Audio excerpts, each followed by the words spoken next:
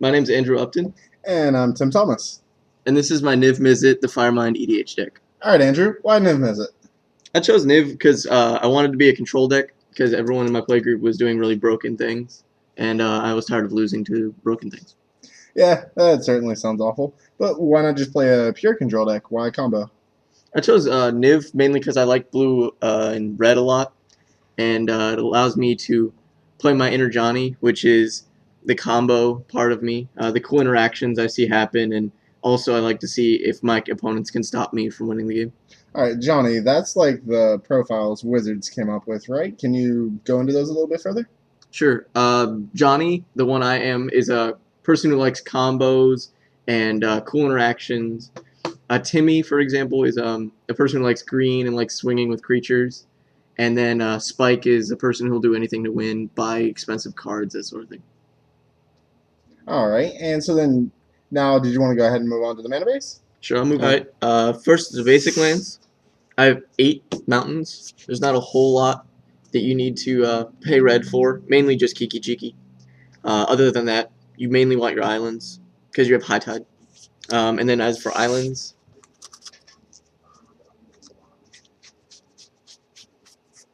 there's 13 of them total. I had to count and recheck there real fast. They're just, your good basic lands. The best card in Magic, easy. That's pretty much it. Now onto the non-basics. Alright, first off, we just have generic mana fixing. First we have Volcanic Island, very generic, normal. It's the original duel, so it's like the best one that you can get. Next one's Steam Vents. It's essentially like an original duel, except you have to pay 2 life sometimes. It's your shock land. You can still fetch them. Which, speaking of fetches, I only run the Scalding Tarn, because I just like, for flavor reasons. Yeah, for flavor. I don't like anything that's not in my colors, Hey, so I tend to do that. Like, they don't actually have the color symbol, so you can play the others. Most people don't.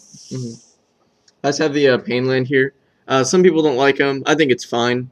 I never really have a problem, and the colorless sources is never bad anyway. It's extra fixing in a pinch. Then the filter. The filter's really good because I have cards like Kiki Jiki in my deck and Cryptic Command, and those are like lands, or not lands, but spells that actually require a lot of colored mana sources. You can always tap your islands for multiple red or any of that. Let's have an Izzet Guildgate. I like the flavor of it. It says Izzet on it. It's all about Niv. So flavor-wise, it's really good. And the coming to play tapped isn't actually ever bad in here. Sulfur Falls, comes into play on tap pretty much all the time, unless I'm playing it on turn 1. Like, it's a good land. Next are utilities. Spine Rock Knoll. It's fine. I like casting free spells, or almost free, red, and tapping this one's not too much. It's really easy to get an opponent dealt 7 damage in EDH. Your opponents will do it for you. And yeah, you don't even have to do it yourself. Next is Ghost Quarter, because you gotta have your land destruction spells in your lands, otherwise people are gonna run you over with really broken lands. That's what I always say. Mazzet, particularly. Strip Mine, same deal. Just easier. Your opponents don't get their basic. Divix. It's just a colorless land most of the time, but when it actually is useful, it's amazing. Exile top card, and you can play it. If it's instant sorcery, it's really good, especially since you're in a control deck. If you don't have a hand, it draws you cards, essentially. It's card advantage on a land. You get to play your top spells. Desolate Lighthouse. I know doesn't say Desolate Lighthouse, but that's what it is. It draws me cards. It filters. It does what I need it to do. Card quality. Yep. Makokoro does the same sort of thing. Everybody draws a card, which isn't the best thing, but sometimes you need a land that allows you to draw a card to get comboing with Niv. Exactly, and if your spells are better than your opponent's, then it's just value. Beseiju. It's just a good land. If you ever hit a control mirror or anything like that, your combos are uncounterable. They can't stop you. Blue's good enough. Somebody's probably going to be playing it. Yeah. Reliquary Tower. I'm going to be drawing a bunch of cards. That's what Niv does. So I'm okay with having the Reliquary Tower. Next, you want to do enchantments? Let's start off with Annex. It's a enchant land for 4, 2 and a blue, and it gains you the control of the enchanted land. So you can take someone else's land. It's good in this deck, mainly because I can take someone else's reliquary tower when I don't have mine, or take Cabal Coffers when Urborg's out, and it'll give me a lot of mana. Mizzet even. Yeah, just something good overall. I mean, it's not really super good in the whole combo-oriented part, but it's just a good control card in general. Next is Sneak Attack. It allows me to go infinite with Palancron. It also just puts creatures into play and everything like that. It's good at instant speed. Just a really good card. Yeah. Here's a combo piece, Splinter Twin. It allows me to go infinite with 3 or 4 creatures in my deck. Zealous Conscripts, Pestermite, and Zealous And Deceiver Exarch. A lot of people know about it. It was recently in Standard. It's been taking over Modern pretty heavily. Yep. Curiosity. Curiosity is really good with Mizzet. You enchant Mizzet, you go infinite. As long as you have a card to draw from your library, you have a damage to do somewhere, and that way you can do it. So it's not technically infinite if you don't have like an Eldrazi and a discard outlet to shuffle back, but you can still pretty much almost consistently kill at least one player. Yep. Ophidian Eye does the same thing, except it costs more and has flash. So if if someone's trying to kill Mizzet, you just flash it in combo. Kill them. Yeah. Good revenge. Treachery, just a good enchantment in general. What it does is it gains control of target creature and untaps 5 lands. So if I've had like a mana doubler out, and it'll just make me mana, or in general it just allows me to pass turn and still have mana available to counter things. Exactly. It's just really good for like draw go. It's the best mind control. Stranglehold. It sort of combos with another card in my deck. It's good because green decks is something that Niv sometimes has problems with because they spit out guys too fast. They can't tutor, and also it prevents other blue players from taking extra turns, which is good. Just a really good card. Lock up board states pretty well. I'm going to move on to artifacts. There's not very many of them. I have Izzet Hero in here, just for flavor, really, and it ramps me. It's an artifact. Ramp's always good. I mean, control decks love mana. Sometimes it's a chump blocker, which may be relevant. This one, Planet Portal, is really good because it can tutor up and go infinite, and it's also just a tutor itself. It's pretty expensive, though. I wouldn't necessarily recommend it. It's just good. It's always good if like you don't cast anything on your opponent's turns and you're just trying to leave out counter magic. Just go ahead and tutor something. It's an insane card that's just proved really well in EDH.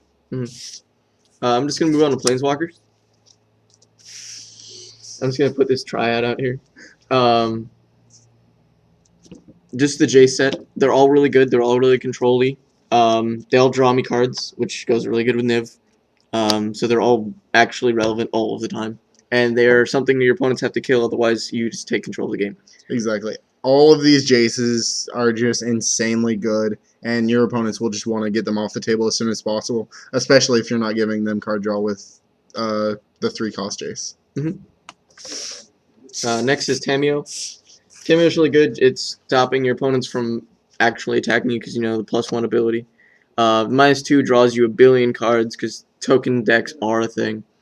And the ultimate's actually not super irrelevant. If you have a rewind in your hand, you actually can just counter every spell your opponents play.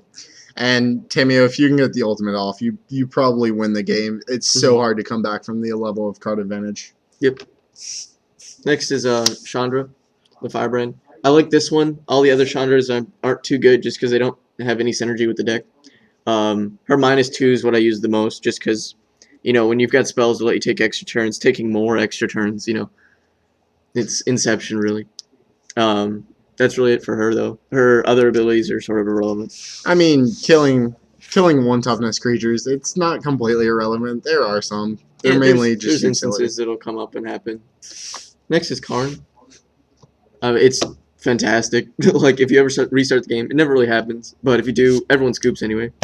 I mean, like, a 7-mana colorless Vindicate isn't the worst thing.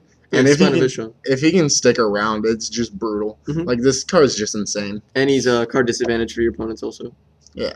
Now I'm going to move on to creatures. Willbender. There's a cool story behind this guy, actually. He's only really in here because I saw someone was playing a 5-color deck, and he attempted to door someone, to door to nothingness them, and make them lose the game, and he Willbendered it back, made him lose. It was actually a game it's on YouTube. It's a pretty popular video. guy the whole time has the morph guy, and he's trying to get his opponent to just door him because he wants to go home or whatever. He finally gets his opponent to do it, and he just flips Willbender, and hilarity ensues. For anyone that doesn't know what he does, he switches the target of his spell or ability. When he's turned face up, you play 3 to morph and make him a 2/2. And like this guy's also good because for people who don't know, morph can be used even with like split second stuff. It actually doesn't use the stack, so you can do it anytime that you have priority. You just flip him up, so it's really good for stuff like Crossing Grip. That's just really hard for certain decks to deal with. Especially since you can't counter a Crossing Grip because of split second. He allows you to redirect it. There's not really anything super important in this deck, but it may be relevant, and you try to make some friends in EDH, which is always good. It's just a really good solid card. Goblin Electromancer. He came out in the new set. He's awesome. He reduces his spells, like the cost of all of your spells. That's pretty much all he does. Otherwise, he's just a bear. There's expensive spells. Vendilion Click. Really good control card. Really good chump blocker in some instances. But other than that, he's just card value. If you don't want a card, you take it out of your own hand and that sort of thing. It even trades with certain stuff. I mean, 3-power flyer is nothing to scoff at. No. And like, it's really good if you're wanting to try and combo next turn. Say there's like one blue player, you just snatch out their counter magic before they can use it. Next is a combo piece, Deceiver Exarch.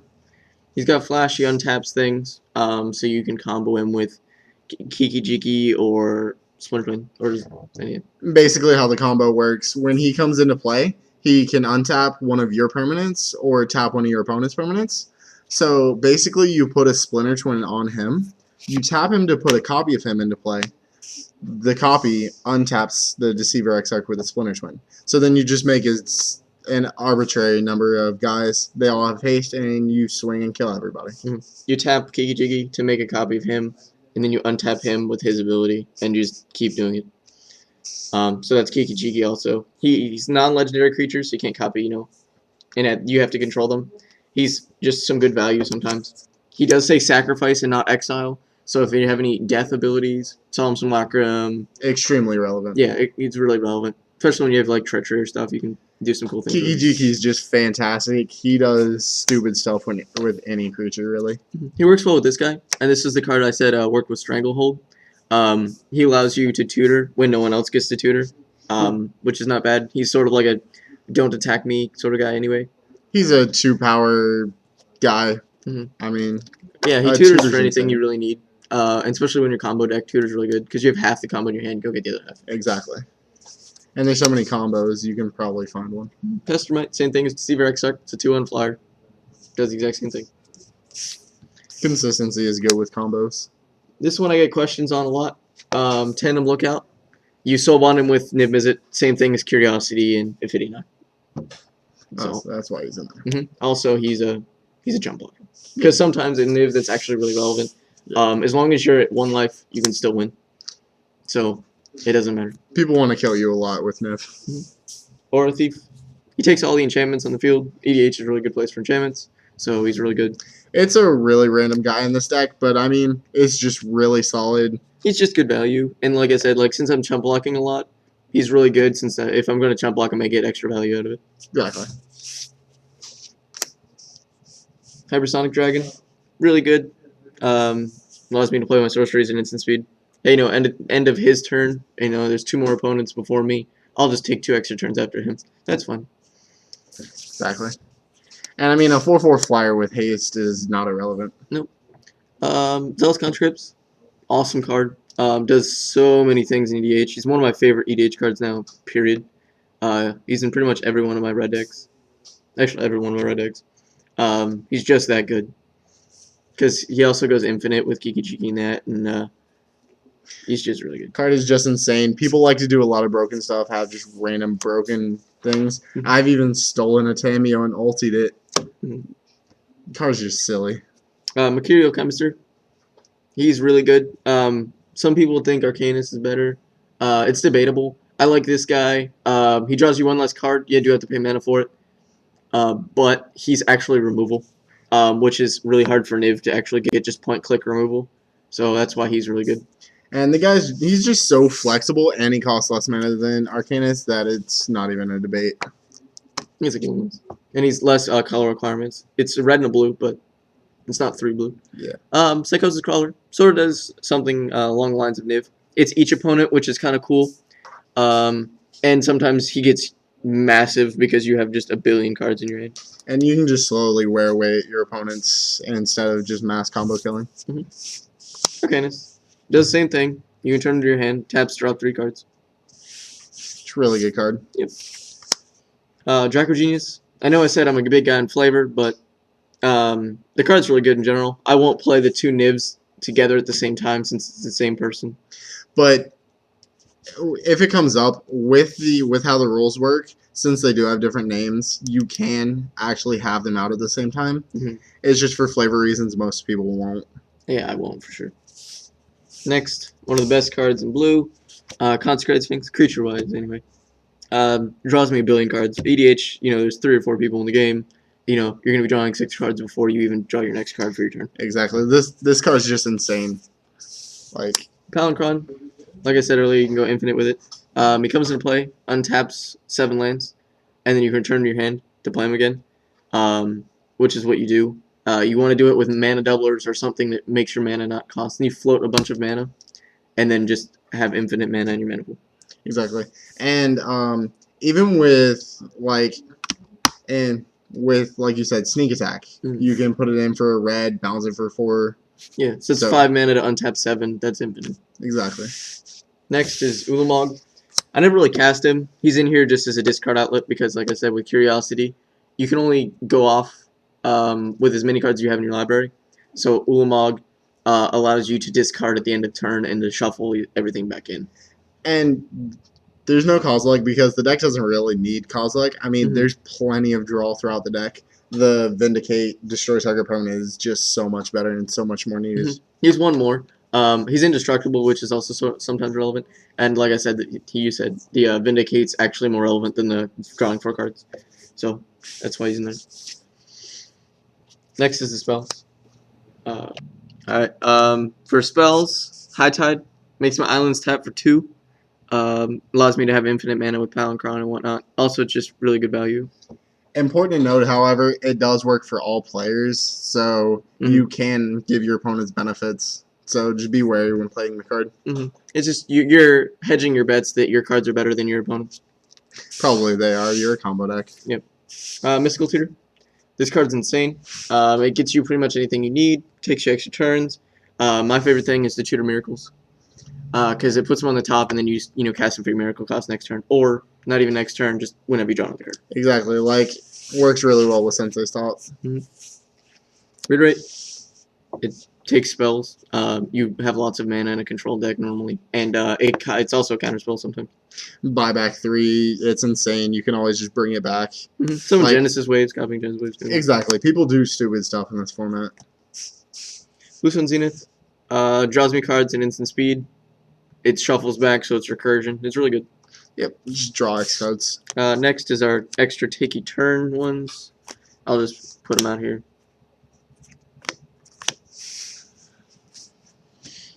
We got Time Warp. There's another one that costs 5 that I could put in, but I don't really want to. This is sufficient. Temporal Mastery, because like I said, you can tutor it. And Time Stretch and Beacon. Beacon shuffles back in. You can combo this with the Planar Portal that I showed you earlier. If you have 13 mana, you have infinite turns. This is 10 mana, but you take 2. Like I said, with Chandra, it's -2, take 4 turns. It's pretty good. In a combo deck like this one, if you take that many turns, you're going to win. Exactly, and Temporal Mastery you can always set up with the Mystical Tutor. Next is Red Replication. It's really good. The only thing I don't like about this card is someone plays a Chancellor of the Spires. Chancellor of the Spires, and they go infinite with Chancellor of the Spires. Exactly. That's the only thing I don't like about it. Everything else is wonderful. Back when Primeval Titan was legal, you get, like, what, 5 of these? Yeah, exactly. And you just Red Replication kicked, and you're so far ahead of your opponents, it's extremely hard for them to come back. Yep. What's the combo with the Chancellor of the Spires? The Chancellor of the Spires combo, just to explain it, is Chancellor of the Spires enters the battlefield. You get to copy an instant or sorcery in a graveyard. In an opponent's graveyard. In an opponent's graveyard. So if it's in my graveyard, that's what happens. They copy it, copy Chancellor of the Spires, get another one, do the same thing again, and just continue so they have infinite 5/7. Exactly. It's similar to the Splinter Twin combo, just not quite. Yeah, they don't have haste. They Totally get different. they get infinite guys, but they do stick around past the end of the turn. Yeah, and they're flying dudes. They're 5/7 flyers. Yeah, that's huge. Cyclone Grift, one of my favorite cards actually. We're getting in mainly to the sweepers section. This card's house. Returns everything your opponents have for 7 mana. Except for Lens. Yeah. I mean, it's so one-sided Mhm. that the tempo change in a game is just devastating. It's better than a Plague Wind because it returns planeswalkers and enchantments and everything like that, and it's cheaper. And I can reduce this cost of it with Goblin Electromancer, and it's really good. And like if I need it for 2 mana, it actually just does a normal bounce spell. Exactly, and like you hinted at, even with Overload, your cost reduction abilities and everything, they do still work. So you can reduce the Overload for 7. All is Dust. Something I normally don't like playing, but normally I don't really have any permanents in play besides lands, so it actually works. It also is just a way for me to not die most of the time. That's what it does. It's a really solid sweeper, and especially if you have like Karn or Olamog, it gets really silly. Evacuation, sort of just like the oh no button. It allows me to live, then keep living. I'm not getting attacked by creatures. That's good. Exactly, and a lot of people play tokens, so I mean, it's Actually, it's a removal spell. exactly. Devastation Tide does something similar to Cyclone Rift, so they cost a lot more and it's not instant. It's almost Cyclonic Rift because you normally don't have permanents. Yep. Other than lands. Yeah, and then in the Miracle, like I said, you can tutor up with Mystical Tutor, and then so it's a 2 mana wipe everyone's board. So it's really good. The next is Blasphemous Act. Sort of does the same thing, but it's just creatures, and actually kills them this time. I don't know, besides Ulamog, anyone unless it's extramentally large, that has 13 toughness. So it actually does it, and it'll actually cost less most of the time, especially if there's token decks. Yeah, exactly. You never really pay more than 4 or 5 for this card. And normally when you want to play it, there's a lot of creatures that are actually threatening. Normally it's not like one big creature. So I mean, it doesn't cost very much. Next is the counterspells. They're all pretty simple. We're going to start with one that's not really a counterspell sometimes. Commandeer. Commandeer, you exile 2 blue cards out of your hand, and then play for free. And it you get the control of the spell that's on the stack. Non-creature. So it can win counter wars. It's free, so people don't expect it. And sometimes it just takes really powerful spells. Yeah. Which is awesome. Next is Dream Fracture. It's sort of it's like a counterspell that allows you to say, hey, it's not so bad, you drew a card. Sort of like a hug counterspell. I know it's kind of weird to say, but it's really good in general. And it's just a cantrip for you, so I mean, you still get to counter spells while not losing card advantage. Rewind, untaps 4 lands. It's a free counterspell most of the time, unless you're in a counter war. So it's just really good. It allows you to stay untapped so you can counter more things. Exactly. Your counter spells you normally want to do stuff, so having drawing cards or getting extra mana. Spell Crumple and Hinder. They do about the same thing. They're really good when people cast their generals to put them on the bottom of their libraries. Hinder, you can put it to the top. That's the only difference. And this one also goes to the bottom, so you can have it again. It's not in your graveyard. But other than that, that's so. Remand. It's a temporary deal, but sometimes you just want to time lock your opponents, and it's a cantrip. And it's the cheapest one you got. Yep. Forbid. Forbid's a counterspell. It's got buyback. If you have a bunch of cards, you can just discard 2 and get a counterspell back. So you can actually just keep a counterspell in your hand if you need to. And this card is insane with like Consecrated Sphinx, like we said earlier. You can pretty much counter a card every turn. As long as you got the mana for it. Last word. It's really good for the counter wars. It can't be countered, and it counters target spell. That's really all it does. Not much to say about it. Time stop. Most of the time it's a counterspell. Sometimes it allows you to win the game because you just end the person's turn right before you win. So they can't attack you or anything like that. Yeah, it's really good. Yep. It stops anything that can't be stopped normally also. Mindbreak Trap. If you're in a counter war, it's free. Exiles things out of the stack, so it deals with uncounterable spells. And it's really good in general. Yep. It deals with all those uncounterable things. There's a lot of stuff that you actually need to deal with in EDH that's uncounterable because of lands or whatnot. Cryptic Command. It says counter target spell. It says choose 2, counter target spell, draw a card, tap all opponents' creatures, and or bounce an online permanent. So it's really good. It's very versatile. It allows you to do a bunch of different things. The mana cost is very restrictive, but it's almost always at least a 2-for-1, generally even more so.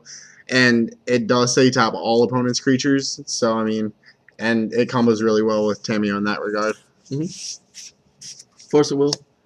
This one's sort of beat up, but you know, exile a blue card out of your hand, pay a life, counter target spell. So it's free, which is the best part. Especially like if you're going to combo, you tap out to combo, so you need a counter spell to protect it from someone stopping you. This allows you to do that. Same thing with foil. Foil, you discard an island card and another card, and it does the same thing as Force of Will. It fills that same little role. Exactly. Oh, You so always tap out. want free counter spells because sometimes you have to tap out to progress your board. Normal counter spell. It's my favorite art. It's Japanese, so I know, but it says counter target spell on it. That's it. Yep. And then this is the new edition also. Counterflux, like I said in the Counter Wars, it's really good because you can just counter all of their spells with the Overload. It's rarely relevant, but it's also uncounterable. So, yep. That's it for Mizzet, the Firemind. All right. I hope you liked this video.